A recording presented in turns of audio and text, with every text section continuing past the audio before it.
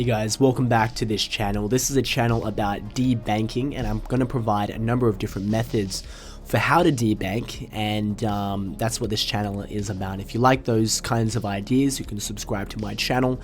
And then today's topic is about why it's absolutely imperative for you to limit your need to use a bank and limit your reliance on the traditional banking system.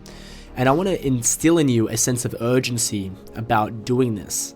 What I want to explain to you is that I think in your life, well, in anybody's life, there are a number of weak chains in the link, right? There's a number of weak links in the chain, right?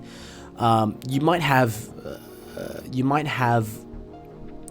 the ability to control certain aspects of your life, right? Like you might go to the gym, eat clean, and as a result, maybe you're in pretty good shape, you look good, your chances of developing some kind of chronic illness is less, right? That's maybe something you have control over, right? Maybe you've worked hard, you've got an education, and you have a good job, and as a result, you've got money, you're able to afford the basic things in life, you're able to go on a vacation maybe once a year, and you've got that thing focused, right? You've got that thing handled, right? But there are a lot of things that make up your life. We'll call it like this chain, right? Each individual link is a link that makes up the chain that makes up your life. There's a number of different links in the chain that are incredibly important for your life, but it's not something you're really focused on. And maybe that link is very weak. One of those very weak links in the chain that is an extraordinary vulnerability to the average person is their reliance on the central banking system, right? Let's just take stock about how important a bank is in our life. When you receive funds, for your payment, it goes directly into your bank. Then every time you purchase something, it goes through a bank. When you purchase something online, it goes through a bank. Whenever you send funds to somebody for some reason, it goes through a bank. Whenever you pay your taxes, it goes through a bank. Your whole life, in some sense, is going to revolve around money, and the banks are the custodians of your money. Therefore, banks play an inordinate amount, an extremely vital role in your life. And as a result, if they want to, they can hold you hostage. Now, because it's not happened to you before, it seems unreal that they would actually do it, and very few people really consider that as a possibility, like their bank saying to their customer, like, we're not going to give you your funds anymore, or, if you don't do X, Y, Z, we're not going to give you your funds, or if you don't do X, Y, Z, we're going to debank you, right? That's happened to few enough people where the average person hasn't questioned that, right? If that has happened on a larger mass level, then there'd be no trust in the banking system, and banks are all about trust. If most people don't trust them, then they're not going to put their money there, then banks would be out of business. So the trust is enough there. The banks haven't messed with people enough entirely to the point where people don't entirely trust them.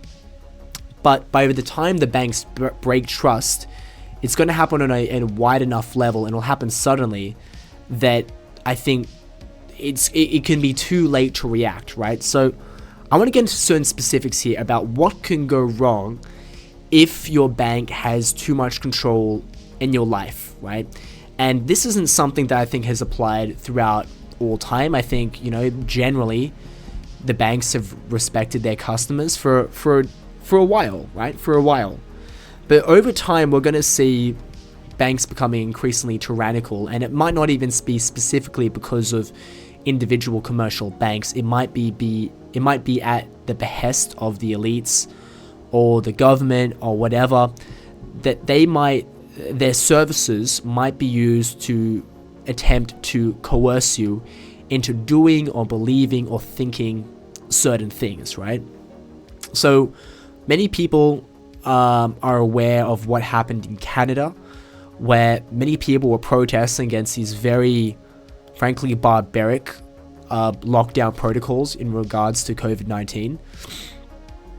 And what happened to a lot of those protesters? Well, a lot of them had their banks shut down. They were debanked, and they weren't allowed to do business with their bank anymore. Or maybe, worse, they may even had their funds frozen for a period of time as a means of holding a gun to their head. Now that's one example, and many of you might not live in Canada, and you might feel that that's an impossibility that your country would do that to you. But I have a feeling that things are going to get more and more extreme over time. There are many things that might be considered illegal by law, but there are a lot of other ways of coercing you, right? Like maybe they could use sociological pressure through the media. They could use the media to apply sociological pressure to the general public, and then maybe it's going to be your friends and family that are going to pressure you to think or do a certain thing, right? Like by the same vein, maybe the elite or whatever use banks as a way of coercing you to do a certain thing that would otherwise be illegal by the book of the law. So there's a number of different things, and I want to give a few examples, right? Like I don't know how far along they are in this resolution, but it seems as if the UK is hell-bent on trying to bring back the draft, right? So they can sign up a bunch of young 18 to 25-year-olds to go die in Ukraine or Israel or wherever. And they're really intent on doing the same thing in the US. And if the US does it, Australia will likely to do it.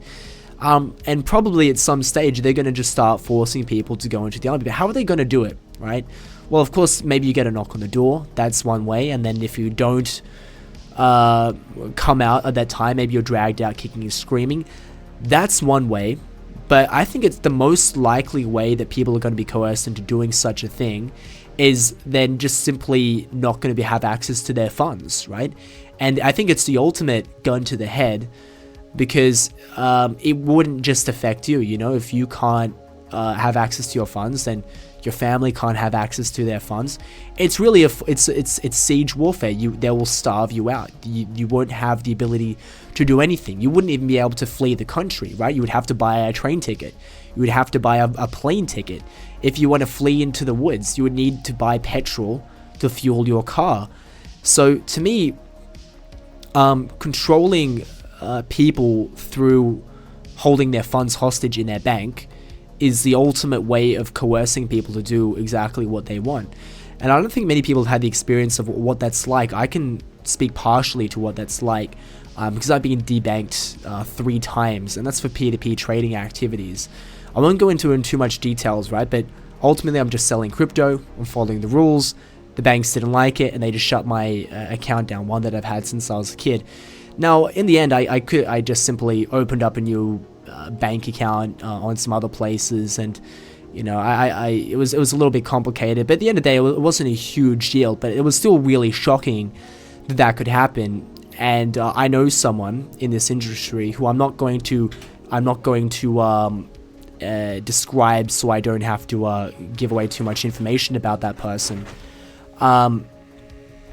But this person has been blacklisted from like every single bank, and they will never be able to open a bank. They'll never be able to get a loan.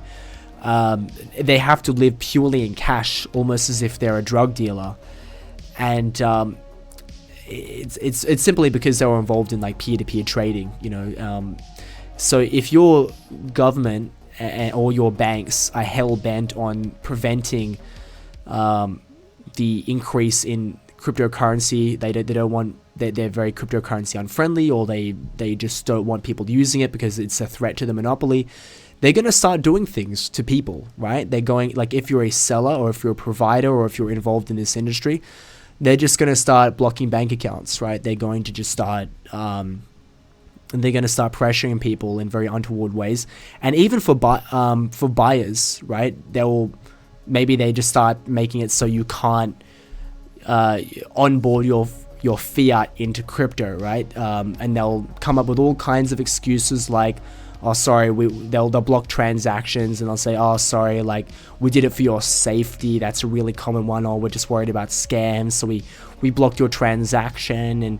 And this is becoming increasingly common. Like, I know so many people through this industry who, I won't say which country, but it varies on the country in, who tell me, like, they went to buy crypto, they sent funds from their bank to a crypto exchange, and the bank repeatedly blocked their transaction. And they'll come up with an excuse like, oh, we're doing it for your safety. And other people can justify this saying like, oh, well, again, they're just doing it because they want to protect you. But I think this is going to be an excuse used to continue to crack down on cryptocurrency. And I think this stuff is going to get more and more extreme, because the crypto is continuing to rise in the amount of users that it has. And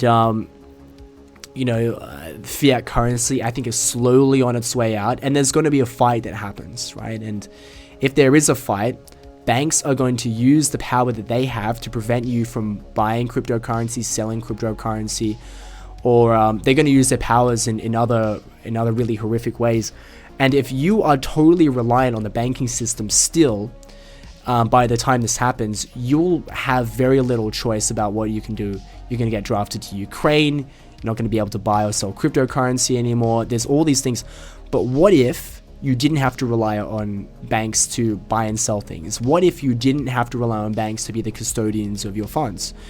There's all kinds of things you can do. And this is really what this channel is about. This channel is about debanking, right? And I provide so many different methods for achieving that end, from making money in cryptocurrency to using cryptocurrency to buy things.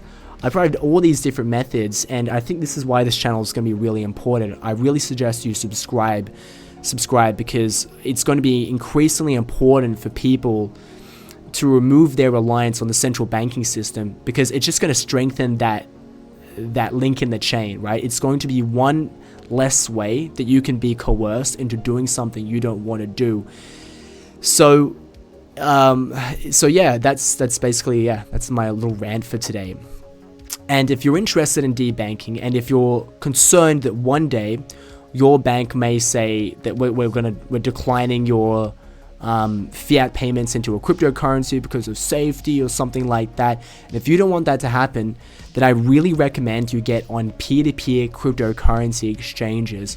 Number one, many of these exchanges do not require KYC. Number two, you can send payments in many different ways without using a bank transfer. You can use all kinds of different things, from TransferWise, Payoneer, Revolut, Cash, anything you want, any way that you want to buy cryptocurrency, you can do it on a peer-to-peer cryptocurrency exchange.